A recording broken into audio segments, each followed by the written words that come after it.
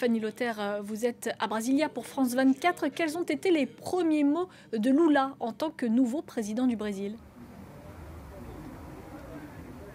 Bonsoir, oui, un discours d'union et de reconstruction. Lula s'est d'abord adressé aux députés et au pouvoir judiciaire qui étaient présents en les félicitant d'avoir su gérer une élection très tendue où de nombreuses violences ont éclaté entre les partisans de Jair Bolsonaro et les partisans de Lula. Il a été applaudi très longuement à la tribune.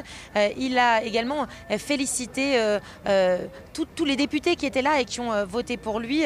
Lula qui a également annoncé qu'il allait mettre en place toute une série de mesures, des mesures dont il a parlé longuement durant sa campagne, comme le ministère des Femmes, restaurer aussi la démocratie qui avait été entachée durant ces 4 dernières années, sans jamais citer son prédécesseur. Lula qui a de nouveau parlé des promesses de campagne, notamment celle de lutter contre la pauvreté, de lutter pour l'égalité des femmes, pour l'égalité raciale. Il a rappelé dans un pays où plus de la moitié de la population est noire et a construit, où l'esclavage a construit le Brésil.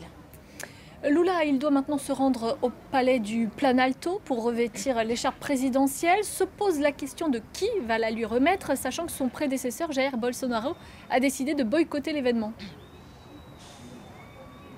Oui, c'est traditionnellement le président précédent qui remet l'écharpe présidentielle. Ce n'est pas non plus le vice-président, le général Hamilton Mourão, qui lui remettra. Alors, pendant quelques temps, s'est posé la question, est-ce que ça pourrait être le président du Congrès, le président de la Chambre des députés ou encore le président du Sénat? Et selon nos dernières informations, à l'initiative de la femme de Lula, Janja, ce serait un groupe d'indigènes, de femmes et de Brésiliens noirs qui remettraient en symbole de diversité, la diversité du Brésil, l'écharpe présidentielle à Lula.